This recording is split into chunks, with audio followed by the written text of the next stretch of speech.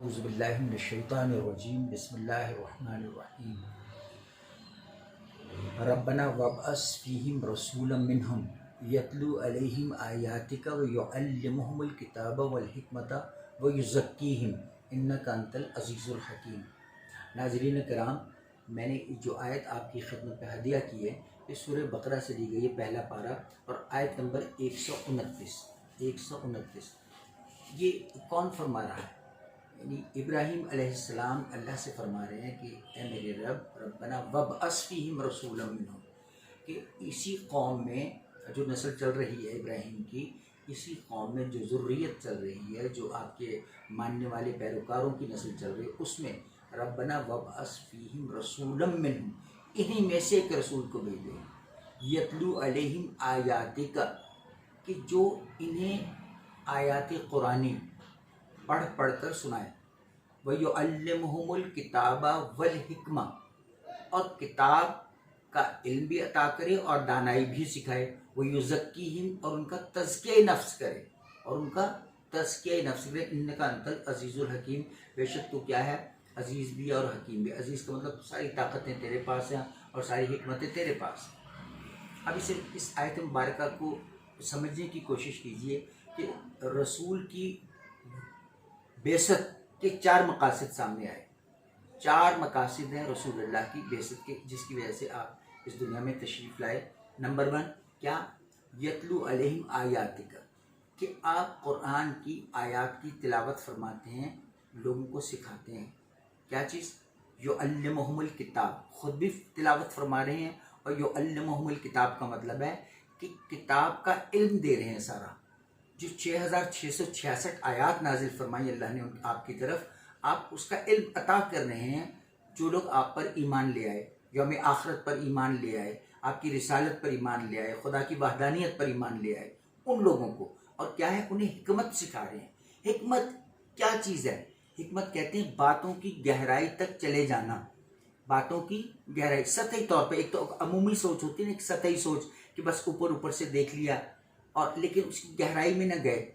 سمندر کو اوپر سے نظر آ رہا ہے کہ بھئی پانی ہے اس کے اندر، لیکن اس کی گہرائی کتنی ہے یہ کوئی نہیں جان رہا، کہ اس کی گہرائی کتنی ہے اور اس کے اندر کون سے خزانے چھپے ہوئے ہیں۔ اسی طرح زمین سطح سے نظر آ رہی ہے کہ مٹی نظر آ رہی ہے، لیکن زمین کے اندر کون سے خزانے چھپے ہوئے ہیں، کیا دولتیں چھپی ہوئی ہیں، یہ اس سے لوگ باخبر نہیں ہے۔ وہ یزکیہم، بعثت کا چوتھا مقصد کا یزکیہم، کہ تزکیہ نفس کرنا، جو نفس ہے نا اس کے اندر شر کو دور کرنا اور اس کو پاک صاف اور اجلا کرنا۔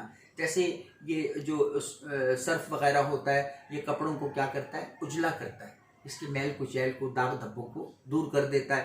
اسی طرح رسالت کا کام کیا ہے، یتلو علیہم آیاتک، کہ آیات کی تلاوت کرنا۔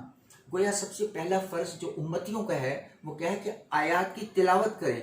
قرآن کی اگر جو لوگ تلاوت نہیں کر رہے، ایک تو پہلی بات یہ کہ قرآن آشنا ہی نہیں ہے، زیادہ اکثریت قرآن پڑھی ہوئی نہیں ہے، یا پڑھنے کا شوق نہ ہوا، فرصت نہ ملی، نہ اس طرف آئے ہی نہیں، یہ ان کی بد نصیبی ہے۔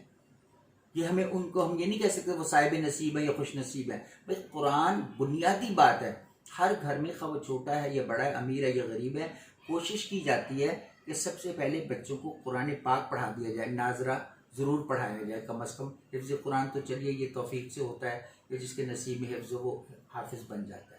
سیکنڈ بات کیا ہے کہ قرآن پڑھ کر اسے دوبارہ نہ کھولنا، اس کی باقاعدگی سے تلاوت نہ کرنا، تلاوت بھی ضروری ہے۔ یتلو علیہم آیاتک، یعلمہم الکتاب کا مطلب ہے کتاب جو نازل اس کا علم بھی تو ضروری ہے۔ تلاوت اپنی جگہ، پھر اس کا علم ضروری۔ علم کیا ہے کہ یہ آیات کیا کہہ رہی ہیں اور کس سے مخاطب ہو رہی ہیں۔ کبھی وہ کہہ رہی ہیں یا ایھا الذین آمنوا، کبھی کہہ رہی ہیں یا ایھا الرسل، کبھی کہہ رہی ہیں یا ایھا الناس۔ مختلف طریقے ہیں مخاطب ہونے کا۔ اللہ تعالیٰ مخاطب ہو رہا ہے، اپنی مخلوق سے مخاطب۔ کبھی کہتا ہے لوگوں بات کو توجہ سے سنو، کبھی کہتا ہے ایمان والو توجہ سے سنو، کبھی رسول کو مخاطب کر رہا ہے، کبھی یا ایھا النبی کہہ رہا ہے۔ تو یہ مختلف انداز تخاطب ہیں، مخاطب ہونے کے مختلف انداز اور طریقے ہیں۔ اور دوسری بات کیا ہے، حکمہ، کہ حکمت بھی کتنے لوگوں کے پاس ہے۔ بنیادی عقل تو اللہ تعالیٰ نے سب کو عطا کر دیا، لیکن حکمت اور دانائی، باتوں کی گہرائی تک چلے جانا، قرآن کو گہرائی سے سمجھنا کہ اس کا وبالوالدین احسانہ کا دراصل مطلب کیا ہے۔ وزنوا بالقسطاس المستقیم کہ بھئی اپنا میزان سیدھا رکھو. اس کا مطلب کیا ہے؟ میزان کا مطلب اپنی سوچ اور فکر میں بھی توازن پیدا کرو اور عدل پیدا کرو. جہاں عدل نہیں ہے وہاں ظلم ہے. عدل کی ضد کیا ہے؟ ظلم ہے. اور یزکیہم کا مطلب جہاں تزکیہ نفس نہیں ہے وہاں رشتوں کی پہچان بھی نہیں ہے. معاشرتی جو خرابیاں ہیں، بدکاریاں ہیں، برائیاں ہیں، ان کی لسٹ گنوانے کی ضرورت نہیں ہے. ہر انسان جانتا ہے کیا ہو رہا ہے اور کیا ہوتا ہے اور کیا ہوتا چلا آیا ہے معاشرے کے اندر، بچوں کے ساتھ، بچیوں کے ساتھ، اور دیگر خرابیاں بے تحاشا جو ہوئی کچھ وہ کیا ہے؟ تزکیہ نفس نہیں ہے. نفس غالب ہے، تزکیہ کہاں سے ہوگا؟ تزکیہ اس وقت ہوتا ہے پہلے یا تو خواہش ہو کہ اپنے نفس کو کچلنا ہے، روندنا ہے.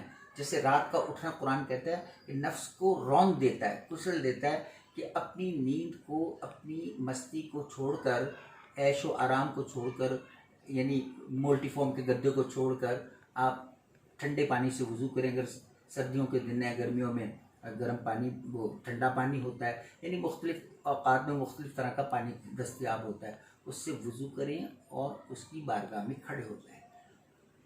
سربا سجود و قیام ہو، رکوع سجود کریں، تمام باتیں. یہ نماز تہجد، نماز شب یا صلاۃ اللیل بھی اسے کہتے ہیں.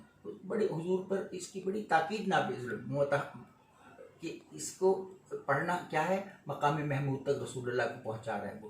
تو اگر رسول کو مقام محمود تک پہنچا رہا ہے تو امت کو بھی تو کہیں پہنچا رہا ہے. وہ کہہ رہے ہیں کہ ان کے لیے ایسا اجر چھپا ہوا ہے جو ان کی آنکھوں نے کبھی نہیں دیکھا. تتجافی جنوبہم عن المضاجع یدعون ربہم خوفا و طمعا، کہ وہ یہ جو لوگ خوف اور امید سے اللہ کو پکارتے ہیں، اللہ نے ان کے لیے ایسا اجر رکھا ہوا ہے جو ان کو علم ہی نہیں ہے کہ وہ کیا اجر ہے اس کا. تو گویا ناظرین کرام، آپ بات کو یہ سمجھیے کہ مقاصد بعثت رسول کے 4 تھے. جو لوگ رسول کی سنت کو لے کر چل رہے ہیں، رسول کے پیغام کو لے کر چل رہے ہیں، ان کے یہ فرائض میں شامل ہے کہ وہ آیات کی تلاوت بھی کریں، لوگوں کو کیا حکمت سکھائیں، کتاب کا علم سکھائیں اور ان کا تزکیہ نفس کریں. یہ جتنے بزرگان دین، مشائخ اکرام ہیں، یہ کوشش یہ کرتے ہیں اپنے مریدوں کا تزکیہ بھی کریں. انہیں جہاں جہاں بھی آستانے ہیں یا بزرگ موجود ہیں وہ اپنی تئیں کوشش ضرور کر رہے ہیں سب. یہ باقی نصیب کی بات ہوتی ہے کہ وہ کس قدر کوئی آدمی پاس بیٹھ کر بھی اجلا ہوتا ہے کہ نہیں ہوتا، یہ اس کی اپنی دل پر بھی ہے. اس کے اندر ایک ارج جب تک نہیں ہوگی نا، خواہش ہونا، جیسے ارج ٹو لرن، کسی طالب علم میں ارج نہیں ہے سیکھنے کی یا لرن کرنے کی تو وہ لرن نہیں کر سکتا. اسی طرح پیاس کے وقت ارج ہوگی پیاس کی تو پھر وہ کوئی پانی پیے گا یا مشروب پیے گا. تو اسی طرح 4 مقاصد بعثت پر رسول اللہ کے جو لوگ عمل پیرا ہیں امت کے اندر، وہ رسول اللہ کے راستے پر چل رہے ہیں، دین کو آگے بڑھا رہے ہیں. جو ان میں سے ایک پر بھی عمل نہیں کر رہا تو اس کا مطلب کس بات سے محبت کا دعویٰ دار ہے؟ محبت رسول کا، محبت قرآن کا، محبت الہی کا. 3 طرح کی محبتیں ہیں: محبت الہی، محبت رسول اور محبت قرآن.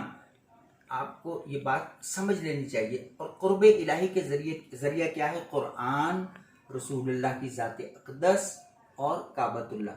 یہ 3 کے قریب جو چلا جائے گا وہ اللہ کے قریب چلا جائے گا. سبحان ربک رب العزت عما یصفون وسلام علی المرسلین والحمد للہ رب العالمین.